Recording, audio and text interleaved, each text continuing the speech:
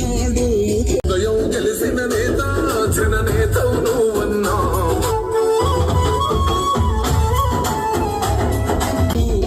మల్ల పెద్ద పులై వదిలి పెట్టను ఒట్టు చెరబెట్టినో నోడే తొడగొట్టి చెప్పినో వేటాడి వెంటాడి నిన్ను గద్దె దింపినో అయినా గాని ఎసుర్ర నన్ను తక్కువ అంచనా రెపరెపలాడిందిర జెండా కంచె తెంచి కంచు కోటల మీద నిగనిగలాడాలిర బతుకు పేద కడుపు కంది కమ్మని మెతుకు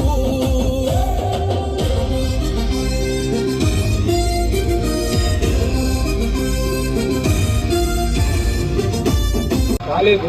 ఇప్పుడు కూడా తీసేది కాబట్టి దాన్ని యువకులు నాయకులు అందరూ కలిసి ఈ బస్సాపూర్ 4-5 రోజులకు మాత్రం నీళ్ళ కాలు మాత్రం కంప్లీట్ చేసినట్టయితే అప్పుడే మనం ఒక యువకులము మన నాయకులము ఏదో గత నాయకులు మొత్తం భర్తీ చేసారు.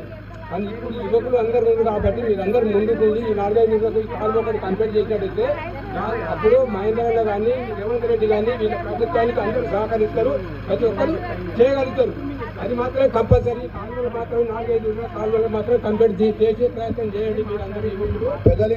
పెద్దలింగపూర్ నుండి 11/6 ద్వారా వచ్చే కెనాల్ ఏదైతే ఉందో ఆ కెనాల్ ద్వారా ప్రతి గ్రామానికి కాలువ తీయడానికి సుమారు 3 కోట్ల రూపాయల చిల్లర రేవంత్ రెడ్డి సర్కార్ మనకు మంజూరు చేయడం జరిగింది. త్వరలోనే ఆ పనులు కూడా కాలువ పనులు కూడా ప్రారంభోత్సవం చేసుకోవడం జరుగుతూ ఉందని ఈ సందర్భంగా తెలియజేస్తా ఉన్నాం.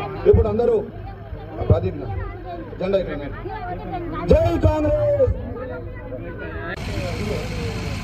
సంక్షేమం అభివృద్ధి సమపాలనలో అందరికీ అందినప్పుడే రాజ్యాంగం ద్వారా ప్రజాస్వామ్యయుతంగా ప్రజలందరూ సంక్షేమ బాట అభివృద్ధి పార్టీ అధ్యక్షులు మహేష్ కుమార్ గౌడ్ గారి పిలుపు మేరకు తంగలపల్లి మండలంలో అలాగే కేకే మహేందర్ రెడ్డి గారి అడుగుజాడల్లో తంగలపల్లి మండలంలో పాదయాత్ర చేపట్టడం జరిగింది. ఈ పాదయాత్ర ముఖ్య ఉద్దేశం ఏంటంటే గత పాలకులు రాజ్యాంగం ద్వారా కల్పించబడిన హక్కులు ఏవైతే ఉన్నాయో ఆ హక్కులను కాలరాస్తూ వారి పరిపాలన కొనసాగించారు కాబట్టి ఆ హక్కులను కాపాడుకునే దిశగా ప్రతి ఒక్క పేదవాడికి అందరికీ సమానమైన హక్కులు కలిగి ఉండాలి, అది అందరికీ దక్కాలి అని చెప్పి చేస్తున్న ప్రయత్నమే ఈ రాజ్యాంగ పరిరక్షణ పాదయాత్ర. అయితే గత పాలకులు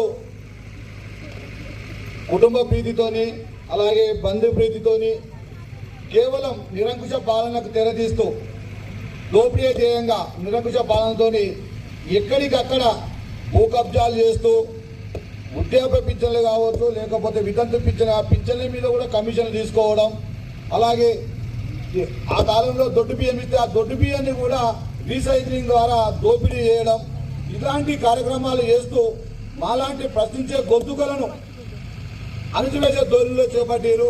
ఆ అణచివేసే ధోరణుల ద్వారా కూడా మేము చాలా ప్రయత్నం చేస్తూ వాళ్ళ మీద గత పాలకుల మీద పోరాటం చేయడం జరిగింది. పోరాటం చేస్తున్న క్రమంలో